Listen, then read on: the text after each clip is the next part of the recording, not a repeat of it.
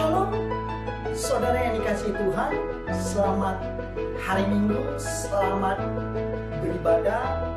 Walaupun kita saat ini belum bisa berkumpul bersama-sama, tapi doa saya buat Bapak Ibu Saudara, Bro dan Sis yang saat ini nonton channel ini dalam kondisi sehat, di mana Tuhan yang memelihara, Tuhan yang melindungi, dan Tuhan yang senantiasa menjamin kehidupan saya, Bapak Ibu, Bro dan Sis. Hari ini kita mau belajar suatu kebenaran firman Tuhan, di mana tema kita hari ini, haruskah memberi persembahan perpuluhan? Kita mau belajar dari firman Tuhan yang terdapat dalam Injil Matius pasal yang ke-22 ayat 15 sampai yang ke-22. Saya akan bacakan buat kita semua. Beginilah firman Tuhan. Judul berikutnya tentang membayar pajak kepada kaisar. Kemudian pergilah orang-orang Farisi. Mereka berunding bagaimana mereka dapat menjerat Yesus dengan suatu pertanyaan. Mereka menyuruh murid-murid mereka bersama-sama orang-orang Herodias bertanya kepadanya, "Guru, kami tahu engkau adalah orang yang jujur dan dengan jujur mengajar jalan Allah, dan kau tidak takut kepada siapapun juga, sebab engkau tidak mencari muka. Katakanlah kepada kami pendapatmu, apakah diperbolehkan membayar pajak kepada kaisar atau tidak?" Tetapi Yesus mengetahui kejahatan hati mereka itu, lalu berkata, "Mengapa kamu mencobai aku, hai orang-orang munafik? Tunjukkanlah kepadaku mata uang untuk pajak itu." Mereka membawa suatu dinar kepadanya. Maka ia bertanya kepada mereka, "Gambar dan tulisan siapakah ini?" Jawab mereka, "Gambar dan tulisan kaisar." Lalu kata Yesus kepada mereka, "Berikanlah kepada kaisar apa yang wajib kamu berikan kepada kaisar, dan kepada Tuhan apa yang wajib kamu berikan kepada Tuhan." Mendengar itu heranlah mereka dan meninggalkan Yesus lalu pergi. Ini ada suatu peristiwa yang luar biasa, yang menarik dalam setiap kehidupan kita hari-hari ini, di mana pada saat itu ada dua golongan, yaitu orang Farisi dan orang Herodian, berusaha untuk menjebak Yesus dengan suatu pertanyaan yang tujuannya untuk mencari kesalahan Tuhan Yesus, supaya bisa menyalahkan, menjebak Yesus. Niat jahat mereka diketahui Yesus, karena Yesus bisa melihat jauh ke dalam lubuk hati. Tuhan melihat setiap hati kita. Tuhan tahu setiap apa yang ada di hati kita, di pikiran kita. Tidak ada yang tersembunyi di hadapan Tuhan. Sama halnya apa yang dilakukan oleh orang Farisi dan Herodias. Orang Farisi adalah kelompok orang yang mengetahui firman Tuhan, tetapi mereka tidak menerima apa yang disampaikan, suatu kebenaran yang diungkapkan oleh Tuhan Yesus. Kenapa? Karena melihat begitu banyak pada saat itu, masa itu, orang mengikut Tuhan Yesus, orang menerima ajaran Tuhan Yesus. Sama halnya di akhir zaman ini, begitu banyak pengajaran yang menyampaikan, yang mengajarkan kepada umat Tuhan, justru tidak kembali kepada ajaran apa yang telah tertulis, apa yang telah disampaikan Tuhan Yesus. Kenapa? Karena mereka sama halnya pandangan orang Farisi. Mereka takut semakin banyak orang mencari dan percaya akan kebenaran, akan ucapan yang disampaikan Tuhan Yesus. Jadi gereja kalau takut kehilangan jemaat, ini sama halnya seperti orang Farisi yang karena tujuan mereka hanya untuk popularitas pribadi mereka, untuk keuntungan pribadi dan kelompok mereka. Sama halnya dalam kehidupan kita hari-hari ini, ada pro dan kontra. Apakah harus memberi perpuluhan atau tidak?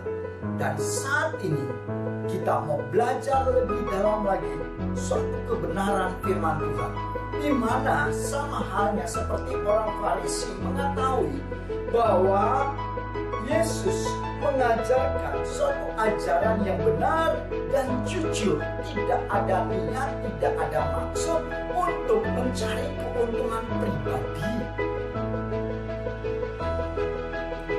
Makanya dikatakan di ayat 18, tetapi Yesus mengetahui niat jahat hati mereka, sehingga ia berkata, mengapa kamu mencobai aku, hai orang-orang munafik. Haleluya.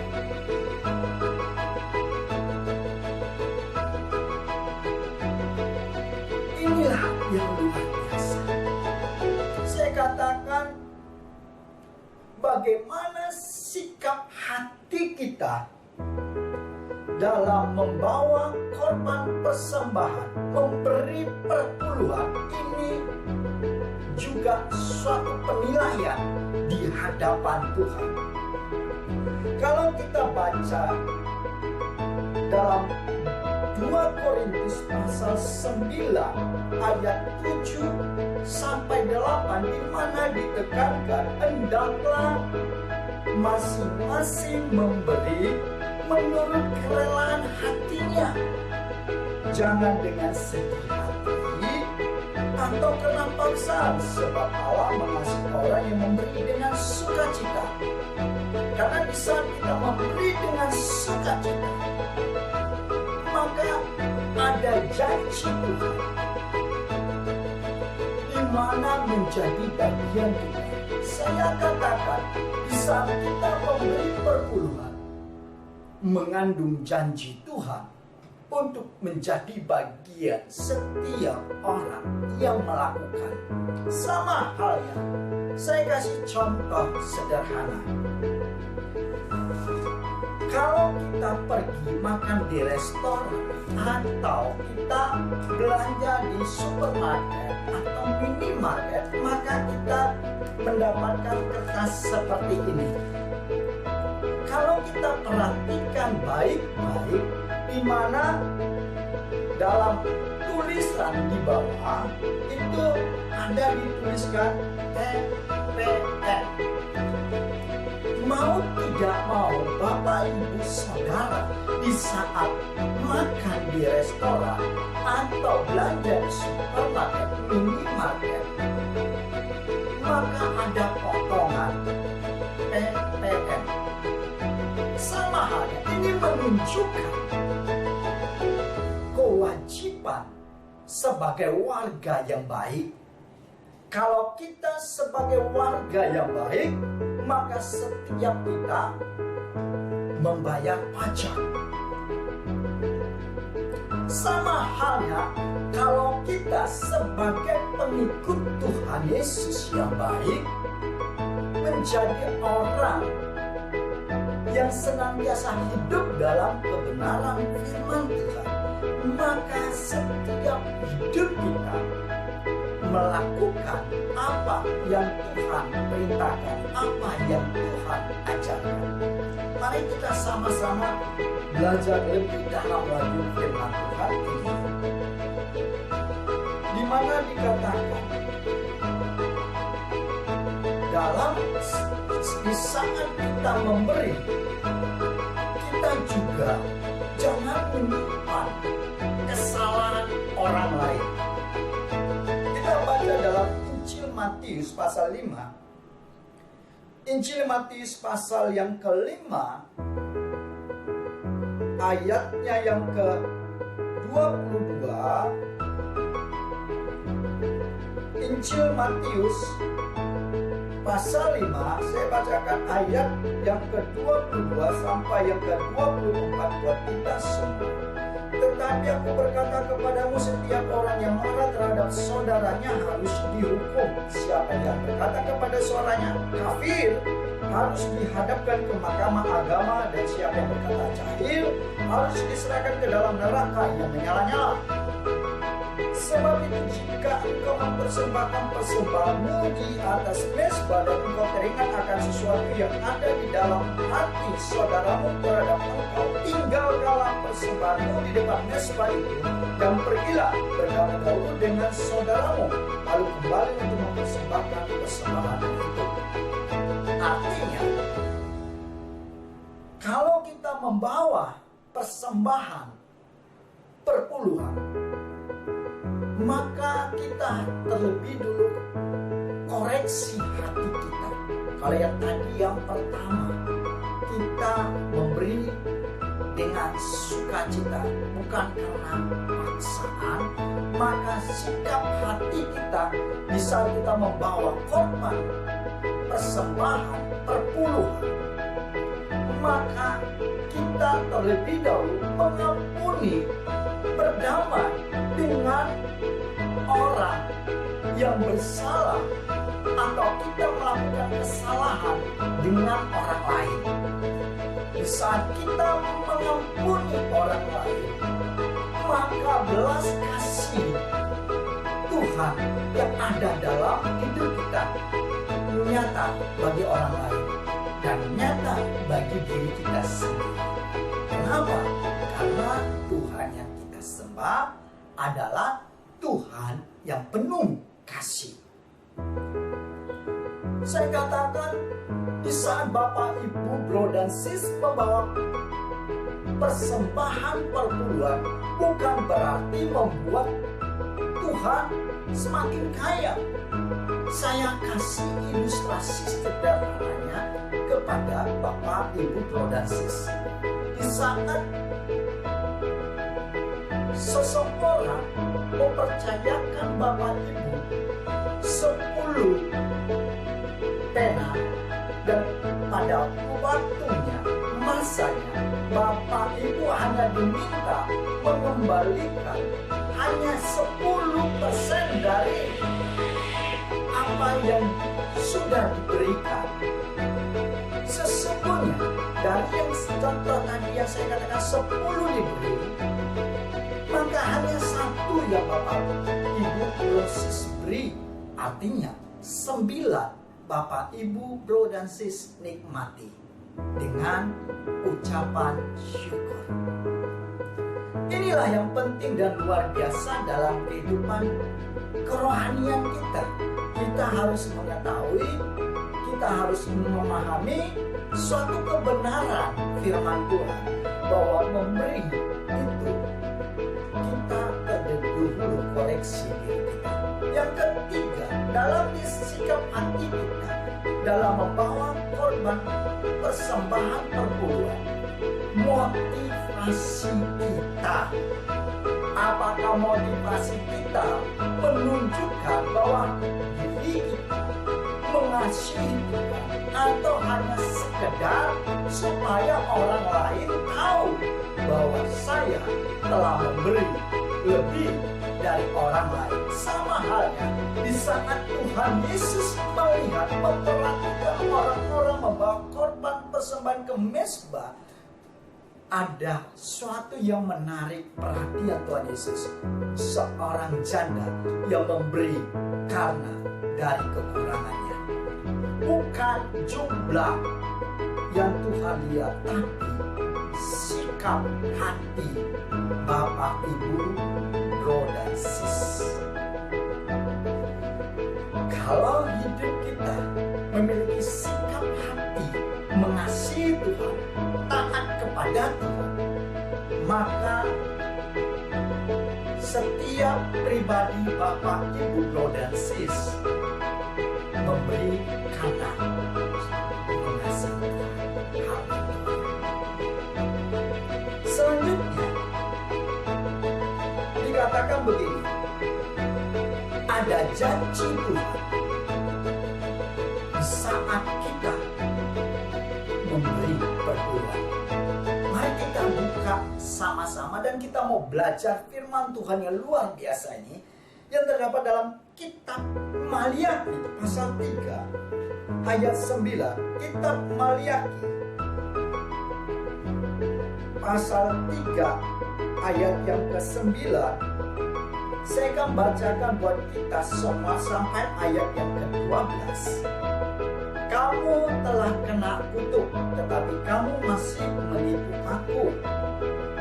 Ya, kamu seluruh bangsa, bawalah seluruh persembahan persepuluhan itu ke dalam rumah perbendaharaan, supaya ada persediaan makanan di rumahku, dan ujilah aku, firman Tuhan semesta alam. Apakah aku tidak membukakan bagimu tingkat-tingkat langit dan mencurahkan berkat kepadamu sampai berkelimpahan? Apakah menghenti bagimu belalang lahap supaya jangan dihabisnya hasil tanahmu, dan supaya jangan pohon anggur di padang tidak berbuah bagimu? Tuhan semesta alam. Maka segala bangsa akan menyebut kamu berbahagia, sebab kamu ini akan menjadi negeri kesukaan, firman Tuhan semesta alam. Janji apa yang terkandung di saat kita memberi perpuluhan? Yang pertama, kalau kita baca baik-baik di ayat 9, janji yang pertama adalah membuktikan, menunjukkan bahwa diri kita adalah orang jujur. Haleluya. Kenapa? Kalau dikatakan di ayat yang ke-9 dikatakan, kamu menipu aku. Artinya, kalau kita tidak memberi, sama hal firman Tuhan catat menipu. Sebagai warga yang baik saja, kita harus jujur untuk membayar pajak. Apalagi, saya katakan sekali lagi, apalagi kita orang percaya, orang yang mengasihi Tuhan, orang yang hidup dalam kebenaran firman Tuhan, juga jujur dalam memberi persepuluhan. Yang kedua, dalam kita memberi perpuluhan mengandung janji. Yang kedua dikatakan di ayat 10 adalah berkat. Ini hal yang luar biasa saya katakan, di mana firman Tuhan tuliskan, di mana ada penegasan, dikatakan demikian.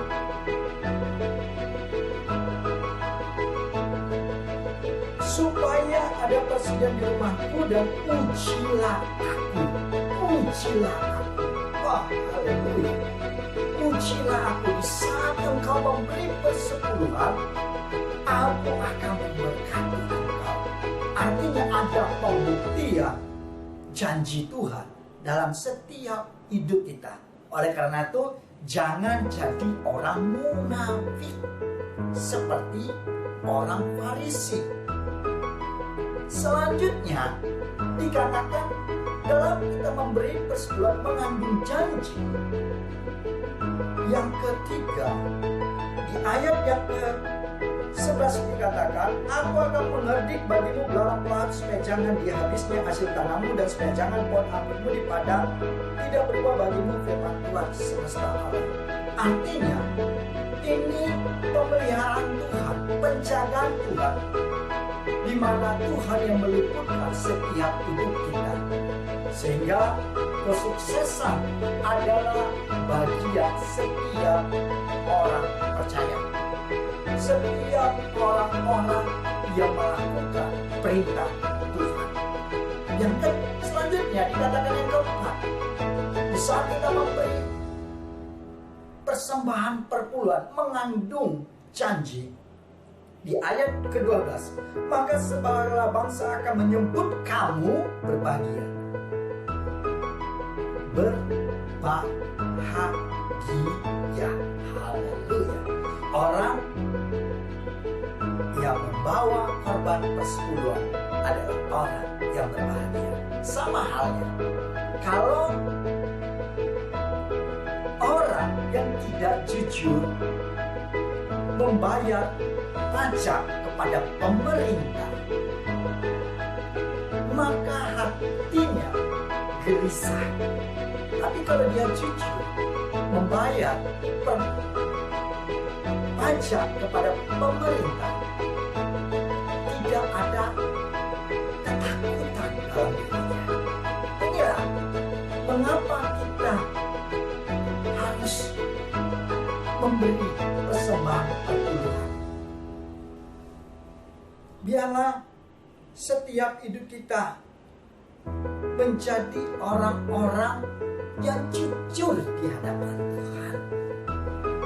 Biarlah Bapak, Ibu, Saudara, Bro, dan Sis dimanapun berada yang saat ini nonton channel ini, dimanapun Bapak, Ibu, Bro, dan Sis gereja lokal, saya mau nyampaikan dimanapun Bapak, Ibu, Bro, dan Sis berada, bayarlah pajak di tempat tersebut. Inilah yang Tuhan mau.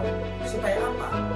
Supaya setiap hidup kita menjadi orang-orang yang jujur di hadapan Tuhan. Kita adalah orang-orang yang baik, orang-orang yang benar. Shalom.